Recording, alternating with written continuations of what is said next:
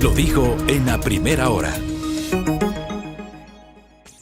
Muy bien, 7:22. Más adelante estaremos dialogando con Daniel Frías, quien encabeza el proceso de selección del defensor público, un concurso que ha tenido un montón de cuestionamientos. Vamos a ver qué nos dice el candidato que encabeza y que, si es que esto se ratifica, será defensor público en los siguientes días. Conversaremos más adelante con él. Hablemos un poquito del ambiente. En medio de todo este ambiente político de convulsión, ¿qué pasa con el sector de la construcción? Con Henry Yandún, que nos visita hoy en nuestra mesa de trabajo, tuvimos una entrevista antes de la vigencia del IVA del 12 al 15% y antes, por ende, de la vigencia de esta norma que iba a permitir una rebaja del IVA para un segmento de los materiales de construcción. Y había la expectativa sobre esto. Ya se ha cumplido el primer mes. Hoy estamos 10 de mayo. Se ha cumplido el primer mes, 1 mes y 10 días de la aplicación del IVA. ¿Ha sentido o no este beneficio el sector de la construcción? Le pregunto al señor ingeniero Henry Yandún, quien representa a los constructores positivos. ¿Cómo le va, ingeniero? Qué gusto. Buenos días, Fabricio, Belkis, buenos días a las personas que nos miran y o nos escuchan. Más bien la ley es efectiva desde principios de año, que estaba en registro oficial, ya son varios meses. Hemos hablado con ¿De cuál ley estamos hablando? De la ley de devolución del IVA. Ah, la de devolución del IVA. Claro. No estamos hablando de la última reforma tributaria donde se rebaja el impuesto, el IVA a los materiales de construcción. Sí, hay 2 leyes que la ciudadanía tiene Correcto, que entender expliquemos bien, eso, sí. perfecto, para no confundirnos. La primera, la anterior que está vigente. La una es la devolución del IVA, que todavía no está efectiva porque hace falta la resolución del SRI. Ellos están realmente hecho un lío porque no saben cómo implementar este asunto y creo que también lo están demorando con premeditación y alevosía. ¿Aquí en qué consiste? Que un ciudadano, inclusive un ciudadano que hace hasta 2 viviendas por año, o una empresa constructora o un promotor que hacen cualquier proyecto inmobiliario, ellos cuando compran pagan el 15% del IVA en la mayor parte de los materiales y ellos tienen derecho a que cada fin de mes pidan la devolución del IVA. Eso es lo que dice la ley. Y eso sería una muy buena implementación porque al final de cuentas está costando mucho menos los materiales de construcción porque es un 15% menos que costaría este asunto. Esa es una ley que inclusive todo ciudadano puede aplicar, pero ahí hay 2 condicionantes que se deben implementar. La una, que el proyecto debe estar registrado por el Midubi, que eso es muy fácil, realmente es un documento digital muy fácil de implementar.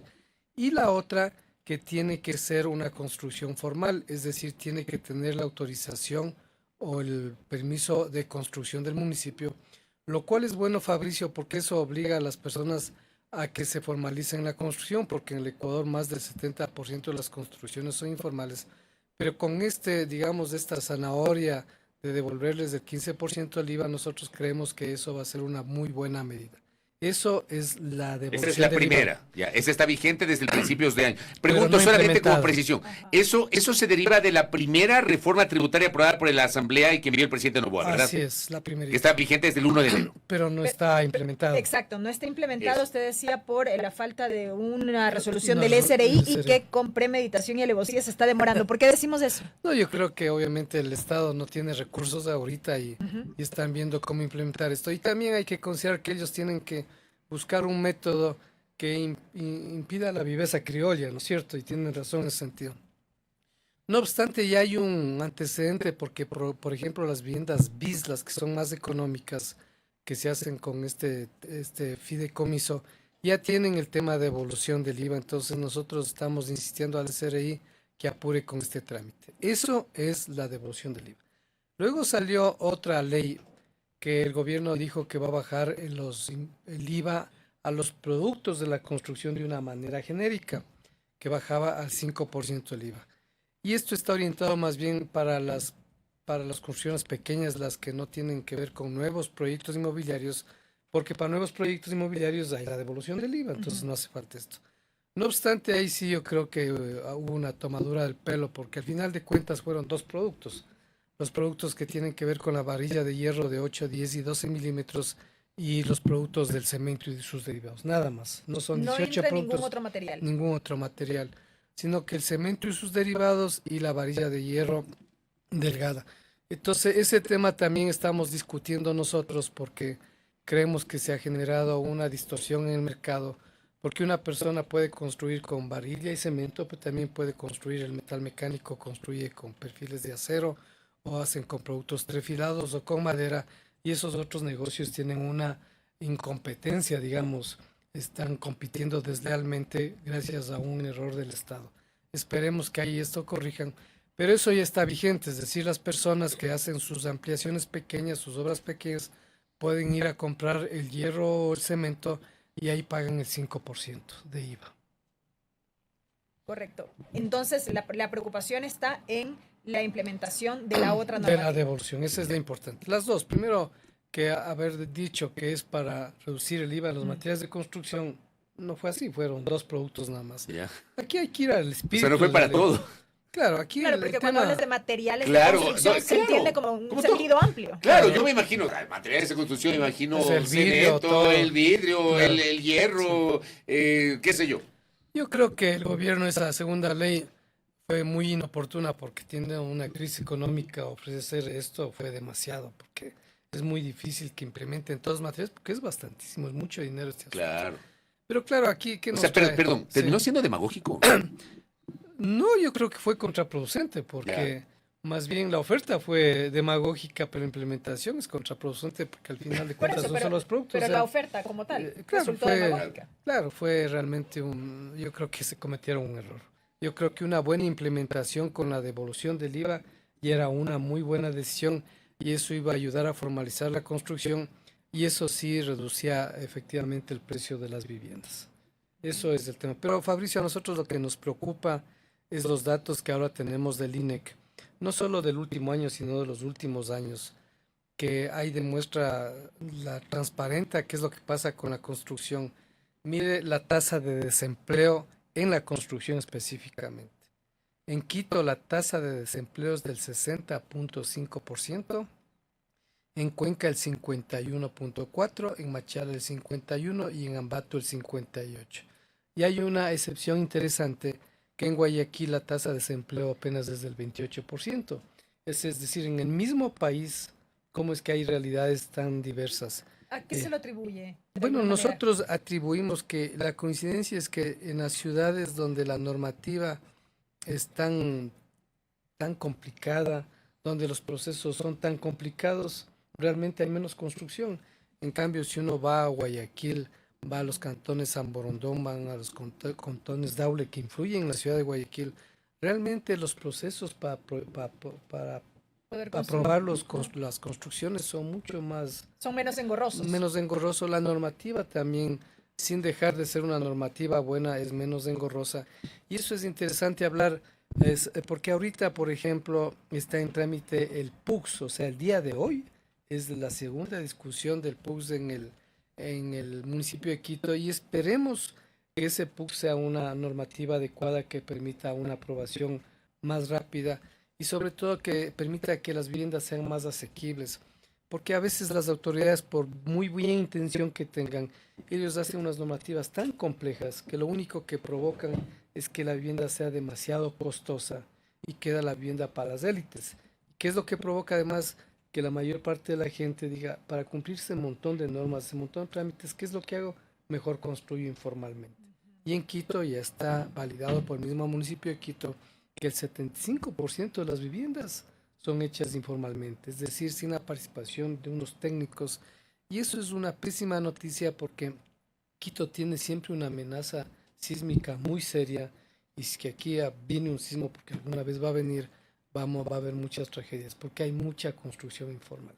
Y nosotros creemos que el municipio está bien que haga normativa, está bien que asegure que haya mayor confort de las personas, pero si hacen normativas muy complicadas, muy complejas, lo que están haciendo aquí es una segregación social, es decir, muy pocas personas, muy pocas élites van a poder acceder a una vivienda con todos los deseos que tienen los arquitectos del municipio, pero la mayor parte de lo que va a tener es una vivienda totalmente al otro extremo, extremadamente informal, y eso no está bien.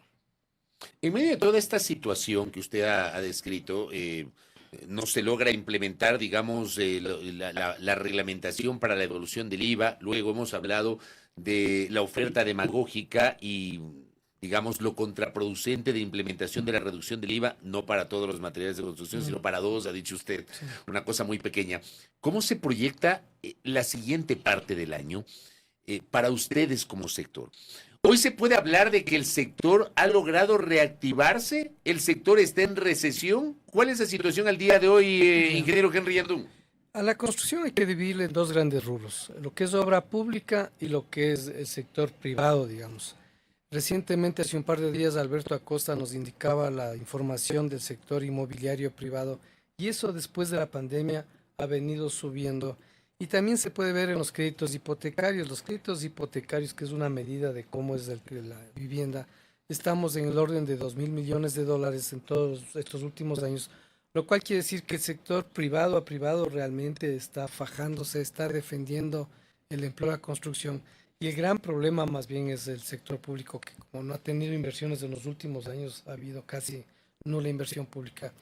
Esperemos que esta mala noticia que hemos tenido de, por ejemplo, el tema energético, eso active las alarmas y otra vez el Estado genere una normativa más real, más práctica para que haya más inversión pública. Ahorita hay mucha gente en el exterior y en el interior que quiere invertir, por ejemplo, en generación eléctrica, con hidroeléctricas pequeñas o grandes o sistemas fotovoltaicos, y lo que hay que hacer es realmente apoyar, incentivar, promover este asunto y esperemos que eso sí ya es hora que los GATS, inclusive que tienen muchas competencias, activen la atracción para que el sector privado invirtamos en este tipo de obras públicas que no puede hacer el Estado porque no tiene plata. Ya que hemos abordado el tema de los créditos hipotecarios, ¿cómo estamos en cifras en el país? Y pregunto porque ya habíamos tenido la oportunidad de dialogar con usted también sobre este tema, expresaba algunas preocupaciones. ¿Cómo estamos a la fecha? Claro, lo que dice Fabricio, ¿no? La construcción tiene varios factores. La una es la normativa, la otra es la estabilidad del gobierno, del país, digamos.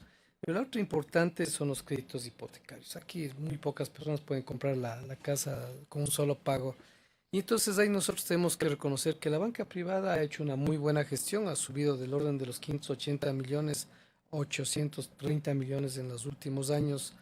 Las mutualistas de 79 millones a 500 millones también han sido muy activas, mutualistas y cooperativas. En cuanto a la colocación de créditos como tal. Son créditos hipotecarios, Ajá. que es la medida para el crédito.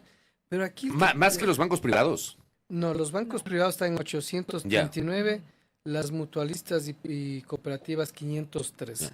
Pero aquí, aunque siempre se enojan por lo que se les dice, en lugar de nosotros enojarnos porque no hacen, el BIES tenía créditos de 1.100 millones, 1.190, 1.175 millones, y el último año 588 millones. O sea, la mitad, menos de la mitad. La mitad. Entonces, ¿Y a qué atribuyen esa reducción a menos de la mitad de los créditos que otorga el BIES? Bueno, para nosotros primero es la inestabilidad que tiene el BIES porque cambia de gerentes a cada rato. Eso es el banco más grande del Ecuador cambiando de gerentes a cada rato. Segundo, nosotros reconfirmamos, y ojalá venga el señor del BIES a refutarme aquí, que no tienen un plan, porque ellos deberían incentivar el crédito hipotecario. Ahora, Fabricio, muchas personas que nos escuchan dirán, pero es que no hay plata. Nosotros decimos, sí hay plata, porque el Seguro Social captura mucho dinero nosotros todos los meses y ellos tienen que lograr que ese dinero se invierta con créditos. Y, por ejemplo, los créditos quirografarios, para que tengan ustedes una idea, era del orden de 1.500 millones cuando los hipotecarios eran 1.000, los quirografarios eran 1.500. El año anterior los quirografarios fueron 4.000 millones de dólares, es decir, que creció como ahora es 8 veces más de lo que es el crédito hipotecario. Y nosotros creemos que es una mala política de Estado este asunto de que se incentive el consumismo en lugar de incentivar un crédito hipotecario, porque el crédito hipotecario primero, ¿qué hace? Arregla la calidad de vida de los afiliados, primera cosa. Segundo, genera mucho empleo y al generar mucho empleo inclusive genera más afiliados para el mismo Seguro Social. En cambio, los quirografarios, con las excepciones del caso, porque hay quirografarios que sí nos salvan la vida, una enfermedad imprevista, alguna cosa imprevista, pero la mayor parte, según las encuestas, son consumismo. Es gastarse en tonteras, realmente, tarjetas de crédito, celulares, pocos endeudamientos. O sea, se convierte en dinero de bolsillo de alguna manera el quirografario. Entonces, la gente pide créditos quirografarios y es con una facilidad. Mientras estamos conversando, podríamos nosotros adquirir un crédito quirografario rapidísimo, pero haga el hipotecario con ese mismo, no se puede, o sea, Habrá que ir al Ministerio de Ambiente a que nos haga los trámites más rápidos. Sí, pero, En 2 días. En 2 días. Pero la verdad es que los hipotecarios no se fomentan. Nosotros creemos que los hipotecarios, el BIES tiene una tremenda herramienta porque tiene clientes cautivos. El BIES solo da créditos, normalmente uno ve la estadística, los créditos del BIES son de $70,000 de promedio. Pero hay un sector de economía más alto que también debería incentivarse los créditos siendo más competitivos y más ágiles en los créditos. ¿Y estos no se implementan, dice usted, por una falta de planificación, si se quiere? Hay recientemente un nuevo gerente, pero con el anterior fuimos a hablar y realmente no tenían una estrategia. Dijimos, ¿qué tienen ustedes? ¿Qué van a hacer este año para lograr los créditos ¿Y hipotecarios? qué les dijeron? No tenían, simplemente no tenían. Sí. Quizá porque están recién llegados. O sea, No, tenía ya una- hablo del anterior. Ah, del No anterior. tenían una proyección. No tenían una proyección y no tenían un plan de acción, porque nosotros decíamos, mire, hagamos una campaña publicitaria o hagamos unas tasas de interés progresivas para que el que más pide pague un poco más, pero que sea más competitivo que la banca nacional privada. Y no tenían, entonces nosotros sí estamos esperando y también vamos a mandar otra carta al BIES a decirles cuál es la estrategia del BIES para fomentar los créditos hipotecarios, porque aquí no estamos hablando de un beneficio para los constructores. Aquí estamos hablando cómo moverle al país, porque nosotros vemos que el país no tiene solución ahorita, no tiene recursos extraordinarios ahorita. Ahorita va a venir un crédito de 4.000 millones que sirve para pagar las deudas y es 1.000 millones cada año durante 4 años.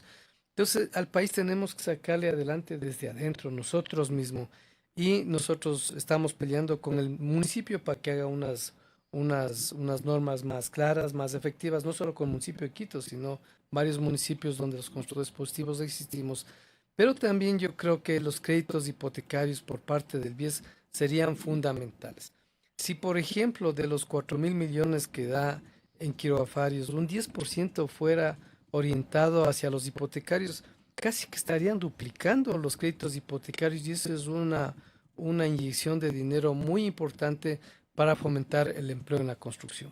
Correcto. Sobre esto que menciona respecto del trabajo con varios municipios en el país donde ustedes Sí. como constructores positivos tienen presencia, ¿están teniendo apertura precisamente para poder de alguna manera aliviar todos estos trámites Sí. o hacerlos menos engorrosos, menos burocráticos? Hay municipios y hay municipios, ¿Ok? sí. ¿Qué pasa, por ejemplo, con el municipio de Quito? El municipio de Quito, el alcalde está muy de acuerdo con nosotros, tiene necesidad de generar empleo aquí en Quito, o sea, la única manera es la construcción, no hay otra. Entonces él desde arriba está muy predispuesto, el secretario de Territorio está muy predispuesto. Ahora lo que interesa es que la normativa esté acorde a lo que ellos están predispuestos a hacer, porque aquí hay que fomentar la construcción. En Cuenca se está trabajando, esta es la versión 4.0 por si acaso de los últimos 2 años del PUX, porque el PUX salió con muchos errores, porque el PUX solo se puede cambiar cada 12 años o cada que ingresa un nuevo alcalde. ¿Qué es el PUC? Es el plan de uso y gestión del suelo, o sea, donde Correcto. se planifica toda la Correcto. ciudad. Entonces ahorita se está haciendo unos cambios que mañana, hoy ya se aprueba este PUX. Y luego hay unas normativas técnicas que también hay que cambiarles. Nosotros hemos hecho más de 100 observaciones de estas normas técnicas y en Ambato hay una buena predisposición, pero en provincias, digamos en ciudades como Puerto Viejo realmente les va muy bien, en Manta también les va muy bien. Y de ahí viene el tema, ¿no? Que por qué hay constructores que ahora están en San Borondón, constructores quiteños, porque están en Guayaquil, porque están en Manta. Y realmente es esto. Ahí hay menos obstáculos y más incentivos a la construcción y hacen que los constructores quiteños estén lamentablemente yendo a otras ciudades, que es bueno para el país, pero es malo para la ciudad. Aquí tengo un par de inquietudes y de comentarios de nuestra audiencia. Por ejemplo, acá le envío un saludo a Diego Almeida, que está conectado. Me dice, mi hermano es constructor y uno de los problemas son los trámites de las municipalidades y las empresas que otorgan los permisos. En los municipios demoran los trámites y para adelantar los tiempos, procesos piden coimas. Casas que eran patrimonio nos han llamado la atención que ya han sido demolidas. Creo que va un poquito de la mano con lo que usted decía, ¿no? Ahí, municipios y municipios. Sí, yo creo que los municipios tienen que entender que se generará mucho empleo si es que los procesos son más rápidos. Aquí hay retenidos como 1.000 proyectos más o menos que se demoran en Quito, más o menos se demorará un promedio de unos 6 meses de implementarse. Y claro, hay mucho dinero porque es gente que ya tiene el terreno, gente que ya tiene el diseño, gente que ya tiene el recurso y está predispuesto a construir. Y yo creo que los municipios tienen que reaccionar. Los municipios que sean más pilas van a reaccionar y van a capturar más esta inversión. Acá tengo otra reflexión, gracias a Natasha que me escribe. Dice, ayer me reuní con un grupo de pequeños constructores y señalaron que el tema del IVA beneficia a los grandes constructores inmobiliarios. ¿Es así o no? No, la devolución del IVA beneficia inclusive a un ciudadano. Si ustedes quieren hacer su vivienda, pueden beneficiarse en la construcción de hasta 2 viviendas por año, pero lo que tiene que ser es una vivienda formal, es decir, que cumpla los trámites de una aprobación formal de construcción, permiso de construcción, y que esté inscrito en el MIDUBI. Esa es la realidad, aunque todavía no está implementado, pero es lo que dice la ley. Es que es para grandes y pequeños este asunto. No son para ampliaciones, son para nuevos proyectos inmobiliarios. Correcto. Ingeniero, gracias por el tiempo Gracias para a hablar ustedes. justamente del tema de la construcción y ver qué pasa en los siguientes meses. Muy amable. Muchas gracias. Henry Yandún de los Constructores Positivos, aquí en A Primera Hora.